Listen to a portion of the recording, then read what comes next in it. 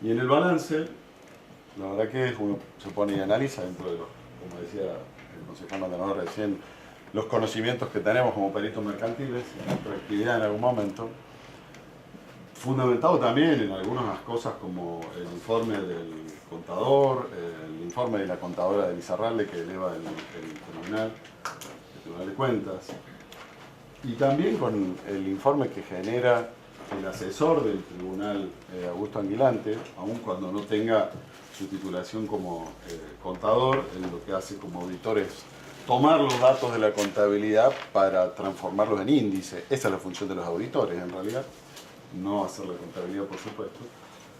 Y ahí surge claramente que en lo relacionado a la totalidad de la deuda de la municipalidad de La Falda, relacionado al 2013-2014, hay un incremento de un 37,4%, de acuerdo a los números de los informes y de los datos del balance. O sea, lo recalco, 37,4% de incremento en lo que tiene que ser lo que es la deuda municipal global. Pero en el mismo informe, en los mismos datos del balance, surge que los ingresos por coparticipación tuvieron un incremento de más del 48%. O sea, esto es, para dar un ejemplo, que creo que todos podemos entender, como el límite de una tarjeta de crédito. ¿Sí? O sea, tenemos un límite y nos podemos endeudar con la tarjeta haciendo compras hasta cierto monto. Cuando tenemos un nuevo recibo de sueldo u otro ingreso, lo podemos presentar a la tarjeta de crédito del banco, nos aumentan el límite y podemos gastar más. En este caso es más o menos lo mismo. La interpretación que yo hago, y por eso lo hemos charlado en su momento en el bloque también con el resto de los concejales, es esa. Es decir, hay más para gastar, por eso aumenta también el endeudamiento de los municipalidades. Eso por un lado, con respecto a la deuda general. Se incrementó un 37,4%, pero también se incrementaron los ingresos de coparticipación. Con lo cual tenemos más para gastar. O sea, mientras mantengamos ese índice que surge de esa operación, digamos, entre ingresos coparticipables y deuda, por supuesto que siempre relacionándolo con la inflación reinante, ¿no? Por supuesto, porque sabemos que estamos en un horizonte inflacionario, ya lo comentábamos en la comisión, de 35, 36, 34, 37%, lo cual hace que tengamos que mirar esos números de manera constante. Por otro lado, los ingresos y los egresos anuales que reflejan el balance. Por ahí el balance con tantos números marea un poco, ¿no? Porque está todo el resumen de los gastos, está todo presente, y me parece que por ahí la visión de alguien que toma cosas específicas está buena para clarificar, y creo que esa es la función justamente de Augusto Anguilante, que asesoraba al Tribunal de Cuentas en su momento y elaboró el informe con esos datos del balance. O sea, él no hizo el balance, él solamente tomó los datos e hizo proyecciones. A mí me parece que la otra proyección importante, como les digo, es el resumen de ingresos y egresos. ¿Sí? Los egresos municipales del periodo que estamos en tratamiento con este balance, se incrementaron los egresos en un 57,8%. Sin embargo, los ingresos superaron a esa cantidad, a ese porcentaje. Los ingresos fueron de más del 61% y el 57% fueron los egresos. Me parece que eso habla de un saneamiento, de una economía al menos que alcanza para pagar los gastos que tenemos y quizás sobre algo para otro tipo de inversión. Eso para mí es importante. Vengo de una organización como la Cooperativa de Agua, que durante mucho tiempo fue devastada por mucha gente que participó en sus comisiones, mucha gente durante muchos años, y sanear la economía y que lo que entra sea más o menos parecido a lo que se gasta es un dato muy importante. Por último, quiero hacer referencia, apodándome en lo que el presidente del bloque de Unión por Córdoba está expresando, y que ya lo hemos manifestado nosotros en nuestras reuniones de comisión.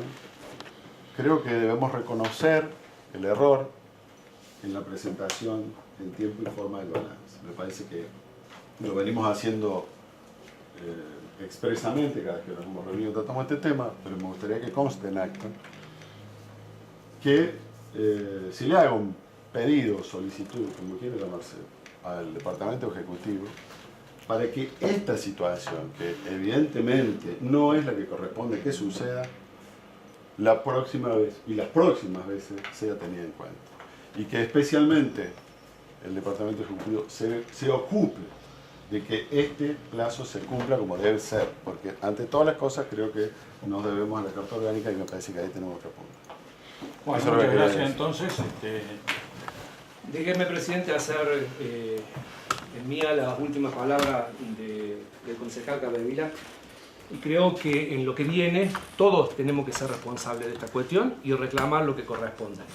El balance no es una cuestión, el balance se puede hacer mensualmente. Y de hecho la ordenanza general, la ordenanza que regula las funciones del contador general dice que tiene que elevar un informe cuatrimestralmente, que tampoco está hecho. Pero bueno, me parece que el contador general debe ocuparse de algunas cuestiones. El contador general no es un asesor externo del municipio, es miembro de esto y tiene responsabilidades igual que las tenemos nosotros, de hacer cumplir lo que la orgánica dice. Digo que, como dije antes, me parece que una falta grave. Me parece bueno el reconocimiento, y lo aceptamos el reconocimiento, porque todos somos humanos. Lo que sí me parece una desprolijidad importante. Una desprolijidad importante, ¿por qué? Porque al medio de todo esto hubo un traspaso de gestión, que si bien era del mismo color político, hay un corte en la administración. Hay acta de transferencia. Debieran haber estado por lo menos presentados los papeles, más allá de la aprobación o no, o más allá de la consideración. Y como también habíamos conversado en las reuniones de comisión, era necesario y es necesario contar con la aprobación del balance, o por lo menos visualizarlo para saber de qué se trata, para poder empezar a analizar el gasto del 2016, que es el presupuesto, la tarifaria y la impositiva. Si no, no hay manera de saber dónde estamos. Fabián acota una cosa que me parece importante, lo que no justifica por ahí la diferencia final de la ecuación, que el mayor ingreso justifique mayor egreso. ¿Tá? Bueno. Nunca los egresos van a ser iguales que los ingresos. Eso no pasa en ninguna administración, es muy raro que pase en alguna administración. Nunca los ingresos van a superar a lo que el Estado gasta, porque tiene diferentes cuestiones, diferentes prioridades. En este caso, en el nuestro, hoy tenemos una prioridad que nos está, creo que llamando la atención desde hace rato, que es el tema de la salud. Que estamos con una alerta, que a lo mejor hay que disponer más dinero a esa cuenta de la salud pública, que bueno, lo evaluaremos, lo discutiremos entre todos, tal vez tendremos propuestas, le buscaremos una solución. Pero esos datos parten a raíz de que podamos visualizar el balance. Por eso también hago propicia la oportunidad para recordar de que necesitamos un balance, por lo menos a septiembre de este año, para saber a dónde estamos parados en el 2015 para poder evaluar el agosto está presentado. Agosto. Ya vamos a traer la copia. Voy a hablar con mi contador. Bueno, estamos por terminar entonces el tema este. Queda aprobado por mayoría y pasamos al despacho de comisión, proyecto de ordenanza de presupuesto general, impositiva y tarifaria del 2016. Solicito que se lea la introducción, por supuesto.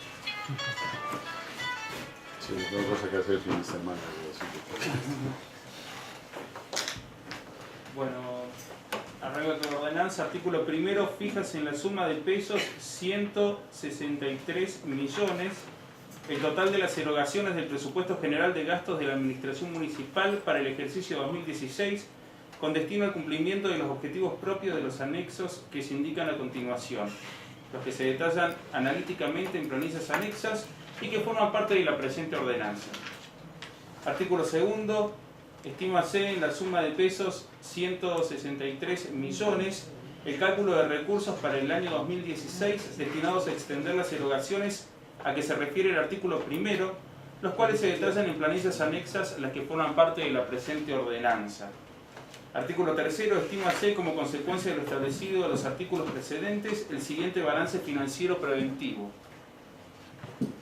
Punto 1, balance financiero del ejercicio, erogaciones, artículo primero, 163 millones de pesos.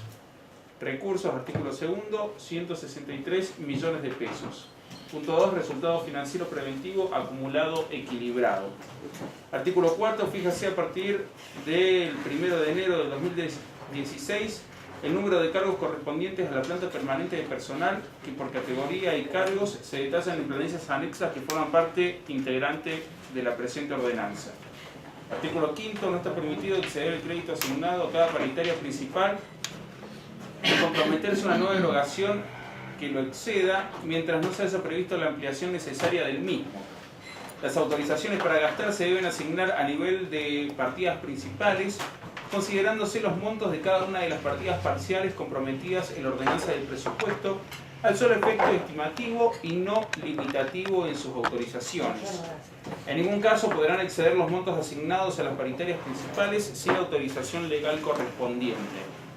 Artículo 6. El Departamento Ejecutivo podrá disponer, cuando la ejecución presupuestaria así lo requiera, de realizar las reestructuraciones, compensaciones y modificaciones que sean necesarias dentro de los créditos de las partidas principales, siempre que no se modifique el total autorizado de la ordenanza de presupuesto y con comunicación posterior al Consejo Deliberante, entendiéndose como partidas principales las definidas como agrupamiento de erogaciones corrientes, 1.1 funcionamiento, 1.2 intereses y gastos de la deuda, 1.3 transferencias, 1.4 crédito adicional para financiar erogaciones corrientes. Agrupamiento de erogaciones de capital, 2.1 inversión física, 2.2 inversión financiera, 2.3 amortización de la deuda, 2.4 crédito adicional para financiar erogaciones de capital. Agrupamiento de deudas ejercicio anterior, 3.1 deudas varias. Artículo 6. Los fondos registrados en las cuentas de terceros serán movilizados por el titular de la Secretaría de Hacienda y Finanzas sin necesidad de libramiento de pago. Los fondos de terceros serán los que registrarán los ingresos y egresos por depósitos, pagos o devoluciones, en lo que la Hacienda Pública actúa como agente de retención, intermediario o depositario. Artículo 8. Comuníquese, publíquese, dese al registro municipal y archívese.